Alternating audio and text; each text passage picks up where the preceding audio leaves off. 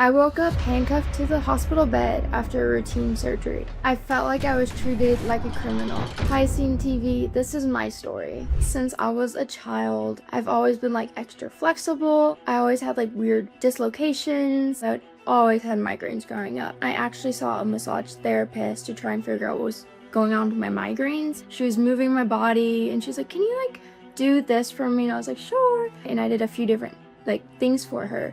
And she was like, I think you have Ehlers-Danlos syndrome. And I was like, I've never heard of that. And so from like being a child up until when I was diagnosed in 2023, doctors were like, what the heck is going on? I've actually undergone 3 brain surgeries. My entire cervical spine is unstable. So basically the goal is to have my skull to C3 become like one solid piece of bone to basically just help and support my head. So it was the most recent surgery for the fusion. Anesthesiologist was like, you might wake up intubated, but like most people don't, you'll be fine. And I was like, okay, I've been through 2 other brain surgeries, like why would I be intubated? And I wake up from anesthesia and I remember like my eyes opening and I was trying to talk and I was like, I can't talk. And then I tried moving my arms to like just move and I couldn't, and I started freaking out because I was like, I can't talk, I can't move, like what the heck is going on?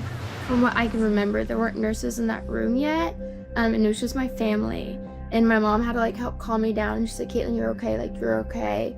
You're intubated, and when you're intubated, you literally can't talk because you have something going down your throat.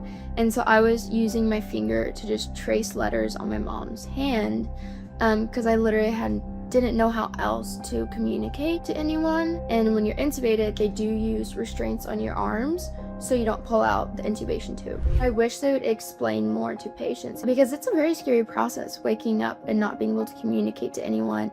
And being restrained feels beyond scary because when you say you might wake up intubated, you don't really think through all that means because I'm not a medical professional. I was very lucky not to be intubated very long.